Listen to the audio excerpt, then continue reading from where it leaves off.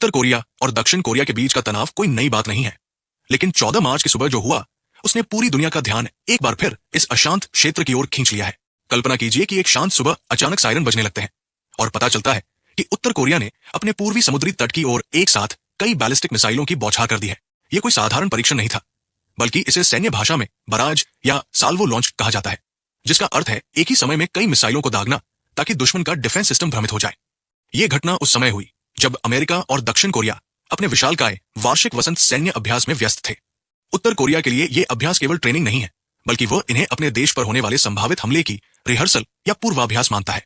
इसी कारण से प्योंगयांग ने अपनी नाराजगी जाहिर करने के लिए इन मिसाइलों का सहारा लिया, जो सीधे तौर पर एक बड़ी सैन्य चेतावनी की तरह देखी जा रही है। जैसे ही ये मिसाइलें दागी गई, जापान और दक्षिण कोरिया की सरकारों में हड़कंप मच गया। जापानी अधिकारियों ने तुरंत डेटा इकट्ठा किया और पुष्टि की कि ये मिसाइलें जापान के विशेष आर्थिक क्षेत्र EEZ के बाहर समुद्र में गिरी। हालांकि इससे किसी जानमाल का नुकसान नहीं हुआ, लेकिन समुद्र के उस हिस्से में जहाजों की आवाजाही के लिए ये एक बड़ा खतरा पैदा करता है। दूसरी ओर सियोल में दक्षिण कोरियाई सेना ने अपनी सतर्कता के स्तर को बढ़ा दिया। दक्षिण कोरिया ने स्पष्ट किया कि वे अब और भी बारीकी से उत्तर कोरिया की हरकतों पर नजर रख रहे हैं और किसी भी तरह के अगले उकसावे का कड़ा जवाब देने के लिए पूरी तरह तैयार है। ये स्थिति उस बिल्ली और चूहे के खेल जैसी हो गई है, जहां दोनों पक्ष एक दूसरे की ताकत को भांपने की कोशिश कर रहे हैं, लेकिन यहां दाव पर लाखों लोगों की जान लगी हुई है। इस तनाव की जड़ें बहुत गहरी है। अमेरिका और दक्षिण कोरिया का तर्क है कि उनके सैन्य अभ्यास पूरी तरह से रक्षात्मक है। उनका कहना है कि उत्तर कोरिया के परमाणु कार्यक्रम और लगातार बढ़ती मिसाइल शक्ति को देखते हुए उन्हें अपनी सुरक्षा के लिए तैयार रहना जरूरी है। वे इसे फ्रीडम शील्ड जैसे नाम देते हैं, जो शांति बनाए रखने के उनके संकल्प को दर्शाता है। लेकिन उत्तर कोरिया के नेता किम जोंग उन की सरकार इसे एक अलग नजरिए से देखती है। उनके लिए यह अभ्यास एक खुली धमकी है।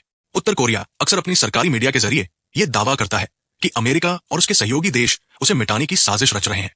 इसलिए वो इन मिसाइल प्रक्षेपणों का उपयोग अपनी स्ट्राइक कैपेबिलिटी या प्रहार करने की क्षमता को दिखाने के लिए करता है। वो दुनिया को बताना चाहता है कि अगर उन पर हमला हुआ तो वे चुप नहीं बैठेंगे और एक साथ कई ठिकानों को तबाह करने की ताकत रखते हैं।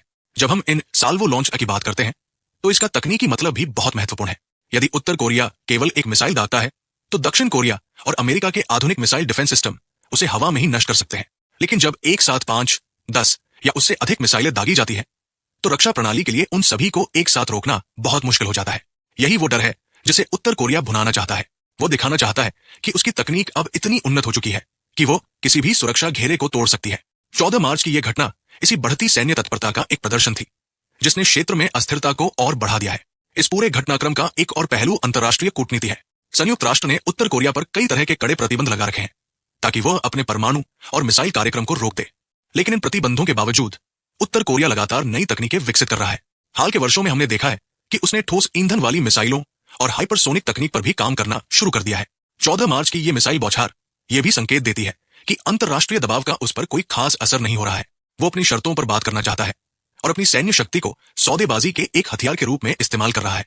दक्षिण कोरिया के आम नागरिकों के लिए ये स्थिति और भी तनावपूर्ण है।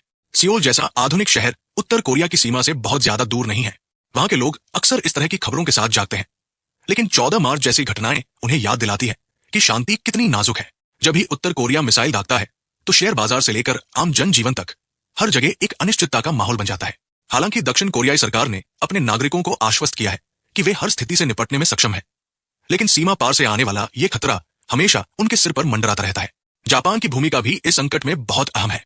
जापान अक्सर इन मिसाइलों के रास्ते में आता है और उसकी सुरक्षा सीधे तौर पर प्रभावित होती है। जापानी प्रधानमंत्री और वहां के रक्षा मंत्रालय ने बार बार उत्तर कोरिया के इन कृत्यों की निंदा की है।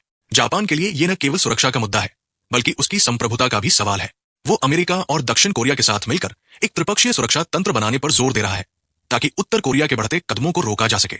14 मार्च की घटना ने इस त्रिपक्षीय सहयोग की आवश्यकता को और भी अधिक स्पष्ट कर दिया है। निष्कर्ष के तौर पर देखें तो 14 मार्च की यह मिसाइल बौछार केवल एक सैन्य कार्रवाई नहीं थी, बल्कि एक बहुत बड़ा राजनीतिक संदेश भी थी। यह संदेश अमेरिका के लिए था कि उत्तर कोरिया झुकने वाला नहीं है, दक्षिण कोरिया के लिए था कि सैन्य अभ्यास उसे डरा नहीं सकते, और पूरी दुनिया के लिए था कि कोरियाई प्रायद्वीप में कभी भी चिंगारी भड़क सकती है। जब तक संवाद के रास्ते बंद रहेंगे और दोनों पक्ष केवल हथियारों के जरिए बात करेंगे, तब तक इस तरह के सिग्निफिकेंट एस्केलेशन या महत्वपूर्ण तनाव बढ़ते रहेंगे। दुनिया को उम्मीद है कि कभी न कभी मेज पर बैठकर इन मसलों का हल निकाला जाएगा, लेकिन फिलहाल तो हवा में केवल मिसाइलों का धुआं और युद्ध के अभ्यास की गूंज सुनाई दे रही है।